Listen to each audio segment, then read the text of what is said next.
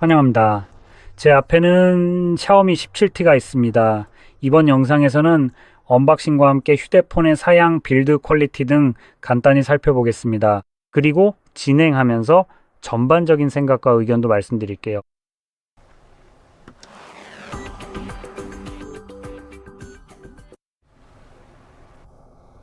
그럼 바로 시작해 보겠습니다. 그리고 본격적으로 시작하기 전에 한 가지를 빠르게 언급하고 싶습니다. 저는 샤오미나 다른 어떤 회사로부터도 후원을 받지 않았으며 여기서 말씀드리는 모든 내용은 순전히 제 개인적인 의견입니다. 그리고 이 의견들은 그 어떤 외부의 영향도 받지 않았습니다. 박스 안에는 타입 A에서 타입 C로 연결되는 충전 케이블이 들어 있습니다. 그리고 케이스와 함께 유럽연합에서 의무화한 에너지 등급 스티커가 들어있는데 여기에는 배터리 사용 시간이 약 65시간 반이라고 표시되어 있습니다. 그리고 이 케이스는 그레이 무광 마감이라서 정말 마음에 듭니다. 투명 실리콘 케이스들은 시간이 지나면 보기 싫은 노란색으로 변색되곤 하거든요. 그래서 이 케이스는 그런 문제에서 자유로울 것 같습니다. 그리고 폰과 함께 습기 흡수제가 들어있는데 사실 폰이 가장 중요한 부분이니까 바로 넘어가겠습니다. 외관이 꽤 괜찮아 보입니다. 다만 디자인이 아이폰에서 약간 스타일을 차용한 것처럼 보이네요. 저는 좀 더 둥근 모서리를 원하긴 합니다. 어쨌든 이제 부팅될 때까지 기다려 봅시다.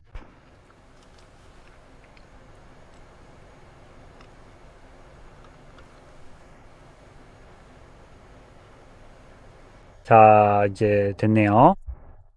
이제 아주 얇은 베젤과 전체 화면을 볼 수 있습니다. 이 화면 크기는 6.59인치로 작은 기기와 큰 기기 사이의 중간 정도 크기입니다. 많은 사람들에게는 이 크기가 딱 좋은 지점일 수도 있겠네요. 이 기기, 아니 이 디스플레이의 해상도는 1268 곱하기 2756으로 꽤나 훌륭합니다. 1440p에 가까워서 솔직히 정말 괜찮아요. 에이머 LED 디스플레이, 680억 색상, 120Hz 주사율, 3840Hz 터치 샘플링 레이트, 돌비 비전 인증, HDR10 플러스 인증까지 받았습니다. 그리고 최대 밝기는 3500니트이고 이 3500니트는 정말 실질적인 밝기입니다. 요즘 제조사들이 이런 식으로 말하죠. 우리는 8000니트 밝기를 지원합니다 라고요. 네, 물론이죠. 엄청난 전력을 쏟아부어 디스플레이가 터질 정도로 오버드라이브를 걸고 그 상태를 딱 1초만 유지할 수 있다면요. 좋아요. 그게 바로 당신들이 말하는 8000니트죠. 네, 물론이죠. 실제로 사용할 수 있는 밝기 기준으로 보면 3500니트는 다른 제조사들이 주장하는 8000니트보다는 적을 수 있지만 야외에서 직사광선 아래 사용할 때는 이 정도면 충분하고 실제로 최대 밝기입니다. 그러니까 이건 사용자가 직접 켤 수 있는 밝기가 아닙니다. 실제로 화면에 빛이 비칠 때만 밝기가 이렇게 올라가는 거죠. 자, 보시다시피 지금 밝기가 확 올라갔고 곧 자동으로 다시 낮아질 겁니다. 네, 이렇게요. 방금 밝기가 내려갔죠. 그래서 보통 이렇게 해서 최대 3500니트의 밝기를 경험할 수 있습니다. 자, 이제 그럼 빠르게 설정을 살펴보고 카메라로 뭘 할 수 있는지 확인해 볼게요.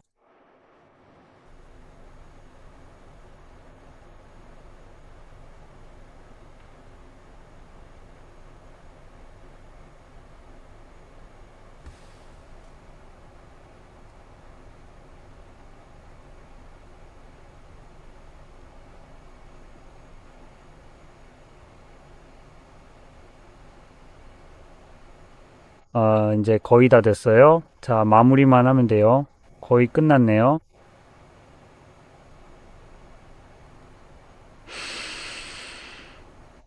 알겠죠? 시스템을 준비하는 동안 기기를 반대편으로 돌려볼게요.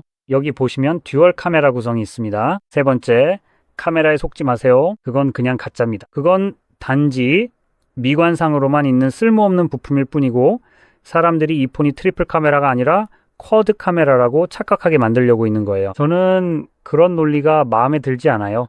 제조사들이 사용자들을 속이기 위해 뭔가를 추가하는 걸 정말 싫어해요. 사실 플래시는 바로 여기에 옮길 수도 있었고 그랬다면 하얀색 작은 플래시가 들어가서 그게 카메라가 아니라는 걸 분명히 알 수 있었을 거예요. 그리고 여전히 그 가짜 쿼드 카메라 같은 느낌도 유지할 수 있었겠죠. 하지만 분명히 그건 실제보다 더 많은 카메라가 있는 것처럼 사람들을 속이려는 목적에는 부합하지 않겠죠. 이제 그 카메라들에 대해 이야기하자면 듀얼 50 메가픽셀 센서가 있습니다. 하나는 f1.7 22mm 광각 렌즈이고 다른 하나는 f3.0 150mm 페리스코프 망원 렌즈입니다. 그래서 이게 50메가픽셀이고 이게 페리스코프고 그리고 반대편에 있는 이거는 12메가픽셀 f 2.2 15mm 초광각 렌즈입니다.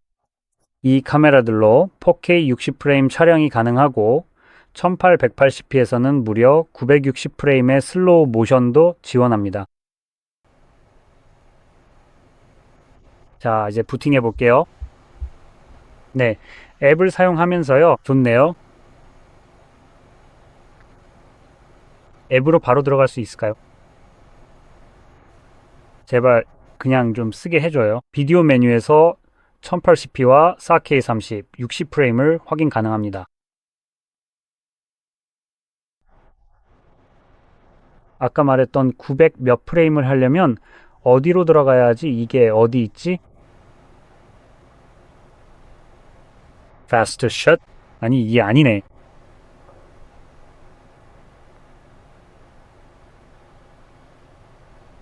아 찾았다. 슬로우 모션. 아 내가 멍청했네. 여기서 바로 볼 수 있어요. 720p에서는 960프레임, 1080p에서도 960프레임이 가능해서 정말 엄청나게 부드럽고 느린 슬로우 모션 영상을 찍을 수 있습니다. 어쨌든 이제 셀피로 넘어가 볼게요. 여기에는 4K 30프레임과 1080p 최대 60프레임을 지원하는 3200만 화소의 광각 센서가 있습니다. 그래서 꽤 괜찮지만 4K 60프레임까지 지원했다면 더 좋았을 것 같아요. 뭐 여기서 너무 까다롭게 굴진 않을게요. 하지만 가격을 생각하면 어쩌면 그래야 할지도 모르겠네요. 아무튼 시간입니다. 이제 이 기기의 내부를 살펴보면 여기에는 6500mAh 배터리가 들어있고 67W로 충전할 수 있어서 꽤 괜찮습니다. 또한 12GB의 램이 탑재되어 있는데 요즘 같은 시대에는 정말 금값이죠. 그리고 내장 저장 용량은 최소 256GB에서 최대 512GB 반 테라바이트까지 지원합니다. 그래서 이 제품은 두 가지 버전만 있고 두 옵션 모두 UFS 4.1 저장 방식을 사용합니다. 이 저장 방식 덕분에 예를 들어 4K 60프레임 영상 같은 대용량 파일도 빠르게 읽고 쓸 수 있습니다. 이제 이 제품을 구동하는 프로세서에 대해 말하자면 다이멘시티 8500 울트라가 탑재되어 있는데 꽤 훌륭한 프로세서이지만 구할 수 있는 최고의 칩은 아닙니다. 특히 이 가격대에서 샤오미 기기 기준으로 봐도 꽤 훌륭한 프로세서입니다. 이 부분을 계속 강조하고 싶진 않지만 가격이 이 성능을 제대로 반영하지는 않는 것 같아요. 제가 기억이 맞다면 잠깐만요. 이 부분을 빨리 확인해 볼게요. 안녕 폰? 아니 컴퓨터야.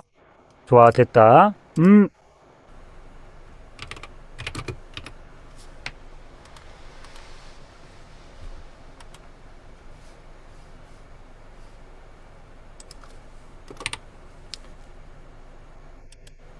알겠어.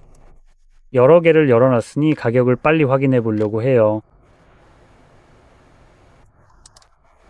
자, 이게 하나고,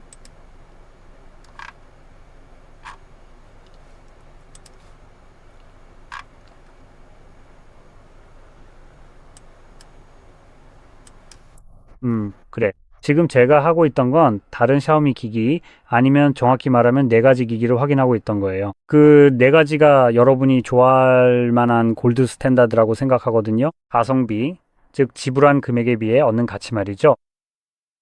그리고 이 제품이 꼭 그 기준에 부합하는 건 아니에요. 하지만 이 부분은 마지막에 좀 더 자세히 다룰게요. 이제 이 제품에 대해 계속 이야기해 보겠습니다. 빌드 퀄리티를 말씀드릴게요. 꽤 괜찮습니다. 전면엔 코닝 고릴라 글래스 칠리가 적용됐고 미리 부착된 보호 필름도 있죠. 프레임은 플라스틱입니다. 잠깐 이게 플라스틱 프레임이네요. 뭐라고요? 설마? 네, 이건 플라스틱 프레임이 맞아요. 의외네요. 정확히 확인해 볼게요. 어디 있지? 내가 어디에 뒀더라? 아, 여기 있네요. 여기 심 이젝트 툴이 있습니다. 이걸 꺼내보고 싶은데 보통은 이게, 네, 이건 플라스틱이 맞아요. 그래서 좀 별로네요. 여기 플라스틱 프레임이 있습니다. 뒷면도 유리 섬유 강화 플라스틱이지만 좀 더 유리 같은 느낌이 나긴 해요. 그리고 방금 꺼낸 트레이를 보면 듀얼 심카드 지원은 되지만 확장 가능한 저장 공간은 없습니다. 그래서 반 테라바이트 100이나 256기가를 샀는데 그 이상이 필요하다면 어쩔 수 없습니다. 그 외에 이 플라스틱 프레임에는 볼륨 버튼과 전원 버튼이 있습니다. 상단에는요, 아무것도 없고 왼쪽에도 역시 아무것도 없습니다. 그리고 하단에는 트레이 타입C 충전 포트 그리고 스피커가 있습니다. 여러분, 그리고 이 기기에 대해 말할 수 있는 건 거의 다 말씀드렸습니다. 마지막으로 이 기기에 대해 말씀드릴 것은 아까 언급했던 가격인데 적어도 제가 사는 곳에서는 만약 두 가지를 모두 선택할 수 있다면요. 자, 샤오미 공식 웹사이트에서 직접 확인해 보면 대략 이렇습니다. 구매하기 버튼이 어디 있지? 아, 여기 있네요. 거의 3000 PLN인데 사실상 3000이라고 보면 됩니다. 그리고 그게 820달러 정도에 해당합니다. 이건 저렴한 폰이 아니죠. 그러니까 이 폰은 지금 약 820달러 정도입니다. 참고로 말씀드리자면 이 가격에는 세금이 포함되어 있습니다. 미국에서는 보통 가격에 세금이 포함되지 않는 걸로 알고 있거든요. 확실히 괜찮은 폰을 받게 되는 건 부정하지 않겠지만 이제는 더 나은 폰도 구할 수 있습니다. 더 나은 기기를 얻으려면 몇 가지를 포기해야 할 수도 있지만 그 대신 다른 것들을 얻을 수 있습니다. 그래서 다양한 가격대에 여러 가지 옵션이 있습니다. 실제로 정확한 가격을 빠르게 확인해 보면요.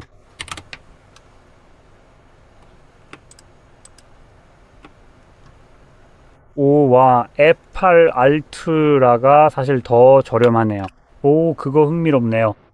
그러니까 이렇게 말할 수 있겠네요. 우리는 하나의 선택지가 있습니다. 음, 적어도 제가 있는 곳에서는 이 제품보다 여전히 더 저렴하고 여기서 얻을 수 있는 것보다 훨씬 더 많은 걸 제공합니다. 이건 정말 정말 괜찮은 선택지입니다. 제가 생각하기에 여러분이 한 번쯤 고려해 볼 만한 제품이라고 생각합니다. 모든 면에서 사실 더 낫다고 볼 수 있어요.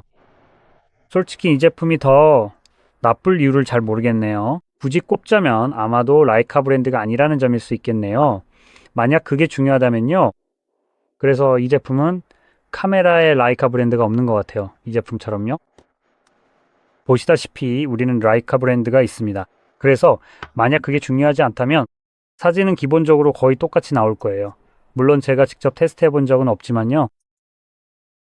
그래서 이번에는 포코 F8 울트라를 갖게 된 건데 여러분이 생각하는 것과는 달리 포코라는 브랜드로요.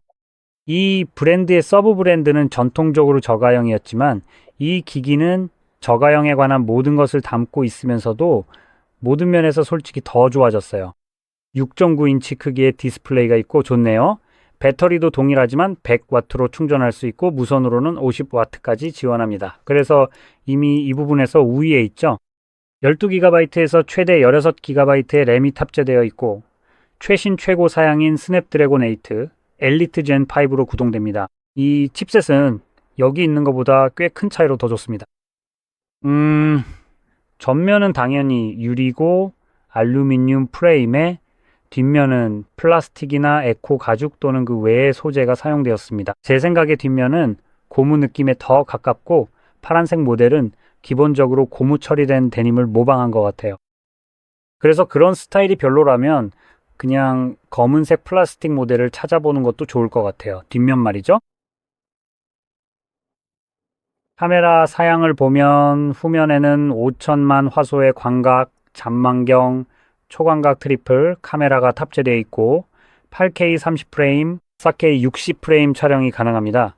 셀피 카메라는 3200만 화소 광각의 4K 30프레임, 1080p 60프레임 촬영을 지원합니다.